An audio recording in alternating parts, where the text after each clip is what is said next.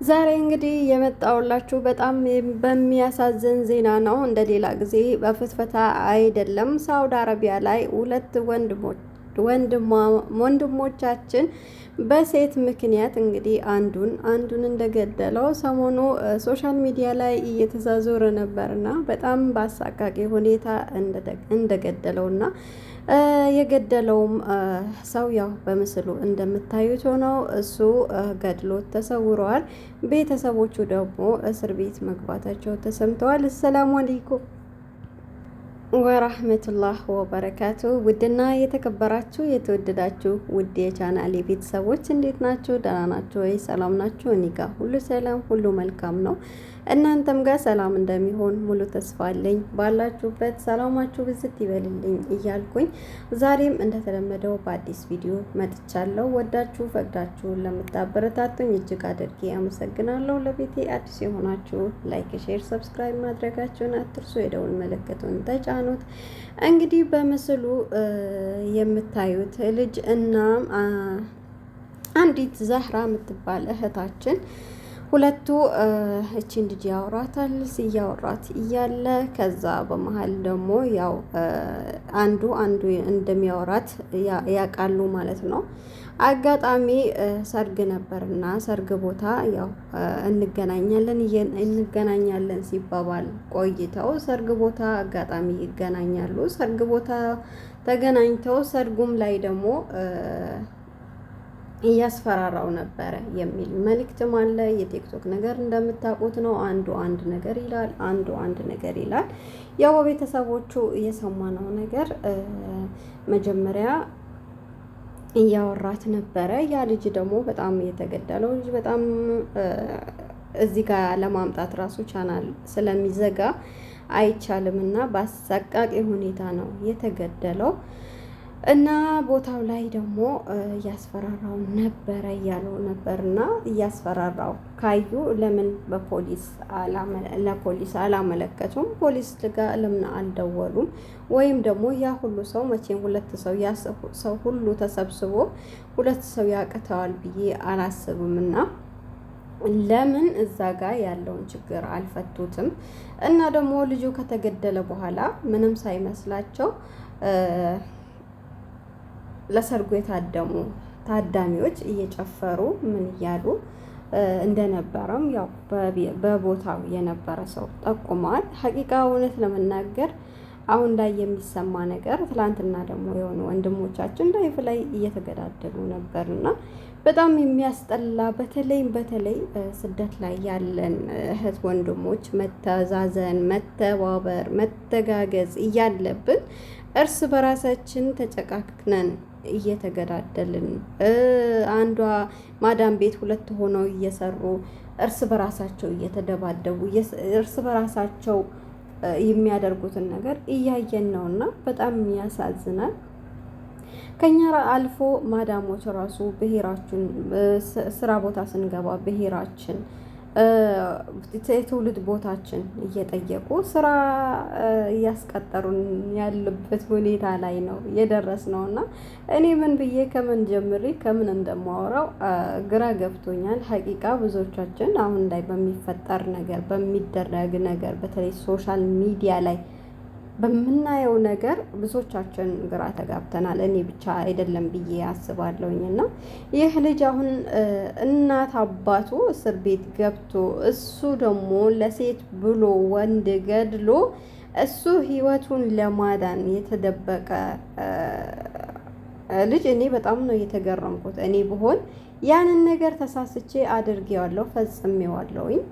ልገደልም ልሰቀልም እኔ የገባሁበት ጦስ አንዴ ገብቼበታለሁ። ሴት ያነሳው እሳት አይበርድም የሚባለው እውነት ሀቂቃ አሁን አምኛለሁኝ። እና እኔ ብሆን እጅ እሰጥ ነበረ። ይሄ ልጅ የደበቃችሁት በተለይ የደበቃችሁት ሰዎች እናት አባቱ ምንም ባላጠፉት ነገር ይሄ ነገር ይመጣብኛል ባላሉት ባላሰቡት ነገር ዱቡዳ ወጥቆባቸው እስር ቤት መግባታቸው አያሳዝናችሁም? አያሳዝናችሁም? በአላ ለእናት አባቱ ስትሉ ይሄንን ልጅ አሳልፋችሁ አሰጡ። ሳውዲ አረቢያ ምድር ላይ ተቀምጦ እንዴት ነው እናንተ ቤት ዘግታችሁበት ያስቀመጣችሁት ልጅቷ ተይዛለች እየተባለ ነው። ልጅቷ ተይዛለች። ያንም እያወራች ነበር በፍቅር ያንንም እያወራች ነበር። እኔ አሁን እኮ በፍቅር ስል ወላሂ አፍራለሁኝ። ምክንያቱም በእስልምና ማይፈቀድ ነገር ከሆነ ስለሆነ ፍቅር የምትለዋ ቃል ራሱ ሳወጣት እየደነገጥኩኝ ነው ይህንን ቃላት እየተጠቀምኩኝ ያለሁት። እና ምን አይነት ጊዜ ነው ላይ ነው የደረስነው ጋይስ? እንዴት ነው እንደዚህ ይሄን አክል የተጨካከል ነው? ወንዶች ደግሞ ከወደዳችኋት ለምንድን ነው በቃ ኒካ አስራችሁ የራሳችሁን የግላችሁን ሀላሏን ማታደርጓት? ከዛ በኋላ ደግሞ የሆነ ነገር ካያችሁባት ጥርግ ትበልቴ ሌላ ታገባላችሁ። ሲቀጥል ደግሞ አንድ ሴት ብቻ አይደለም ያለው፣ ምድር በሙሉ ሴት ተጥለቅልቋል። የመጨረሻ የውመል ቂያማ ጊዜ እኮ አንድ ወንድ 50 ሴት ያገባል ነው እየተባለው፣ የሴቶቹ ብዛት ስለሚጨምር። እንዴት ነው በአንድ ሴት ለሴት ብሎ ሰው የራሱንም ህይወት ያጨልማል፣ የሰውንም ህይወት ያጨልማል? እኔ የተገደለው ልጅ ጥፋት ሊኖርበት ይችላል። ገና ልጅ ነው፣ ህፃን፣ ሁለታቸውም ገና ልጅ ናቸው። ብዙ ነገር ይጠብቅባቸዋል። የቤተሰብ ኃላፊነት አለ። ወደፊት ደግሞ ህይወት የሚባል ነገር አለ። ዘሎ ጥልቅ መውጫው ጭንቅ እንደሚባለው አይደለም። ትዳር ውስጥ ነው የምትገቡት፣ ህይወት ነው የምትመሩት። ወይስ ከዛችኛውም እያወራችሁ አሁን ላይ ሙድ እንዳያዛችሁት ገንዘብ ተቀብላችሁ ላሽ ለማለት ፈልጋችሁ ነው ይህን ሁሉ የምታደርጉት? እኛ እኮ ግራ ገባን። እኛ እኮ ከማን እንደምንኖር ማንን እንደምናምን ወላሂ እኔ እየፈራሁኝ ነው። ወላሂ ማንን እንደምንማምን ግራ እየገባኝ ነው። ወንድም በወንድሙ በሰው ሀገር የተጨካከነ እንዴት ነው? እኔ እኮ ከሰው ሀገር ሰው እንደዚህ ሰላም ፈጥረን እየወደዱን እያከበርናቸው ስንኖር እኔ ወላሂ ግራ ያጋባኝ ነው። ግራ እየተጋባው ነው ጋይስ። እኔ ብቻ ነኝ ወይ? ብቻዬን ማውራት ጀምሬያለሁ እኮ በሚፈጠረው ነገር። ሶሻል ሚዲያ ላይ በቃ ሃይማኖተኛ ነው ብሎ ይመጣና ከዛ በኋላ ስንሰማ ሴቶችን እያወራ ነበረ። ገንዘብ በላ ነው። ዱርዬው የምትሉት የሆነ ነገር አደረገ ነው። ንጹህ ሰው የምትሉት በቃ ይሄማ በቃ አላህን ይፈራ ፈጣሪውን ይፈራል እንደዚህ ይላል የምትሉት ነገ ላይ ደግሞ የሆነ ነገር ትሰሙበታላችሁ። ከማን እንኑር? ማንን እንመን? ያላገቡ ሰዎችስ ማንን? በቃ እኔ ያገባው ሰው ራሱ ያገባውን ባሉን አምኖ እኮ አንድ ላይ መተኛት ያልተቻለበት ዘመን ላይ እኮ ነው የደረስነው።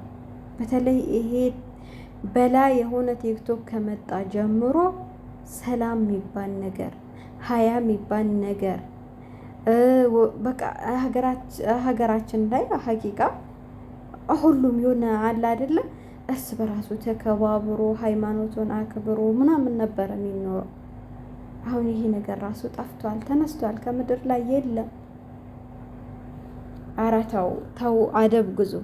በተለይ ስደት ላይ ያላችሁ እርስ በራሳችሁ መተባበር፣ መተጋገዝ፣ አንዱ ለአንዱ በቃ ወንድም መሆን በሚያስፈልገን ሰዓት ይሄ ነገር ሲፈጠር በጣም ያሳፍራል፣ በጣም ያሳዝናል፣ ልብ ይሰብራል።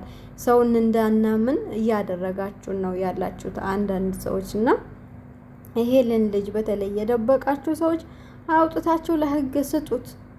የሰው ህይወት እኮ ነው ያጠፋው። የዝንብ ወይም ደግሞ ቢምቢያ እኮ አይደለም የገደለው፣ የሰው ህይወት ነው ያጠፋው።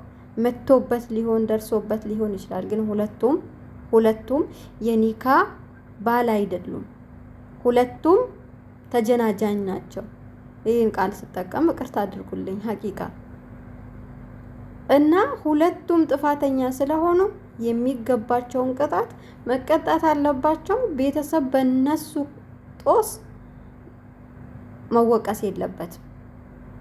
የገደለ በሳውዲ አረቢያ ምድር ነው ደሙን ያፈሰሰው። የገደለ ይገደል ነው። ልጅቷም ሀቂቃ ጥፋተኛ ናት ብዬ ነው ማምነው። ልጅቷ ምን አጠፋች፣ ልጅቷ ምን አለች እያላችሁ ነበረ።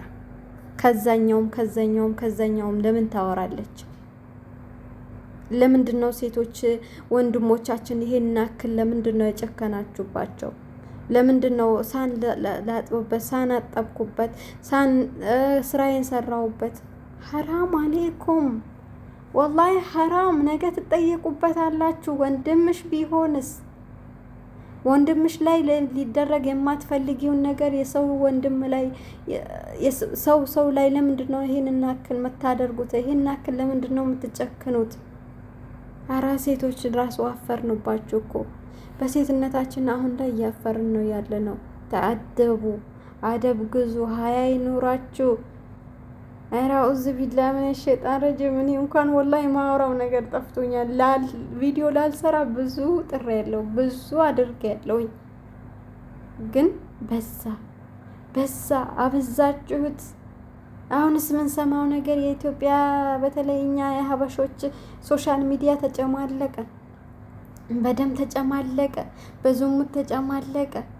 የኡዝ ቢላህ ምን ሸይጣን ረጅም። አላህ አደብ ይስጣችሁ፣ ወላሂ ሀያ ይስጠን፣ ለሁላችንም አደብ ይስጠን። እንደ ሶሻል ሚዲያ ከምድር ላይ ጥፍት ይበል። የድሮ ኮንጓ እንትን እኮ ናፈቀችን ሀቂቃ ማለት ነው።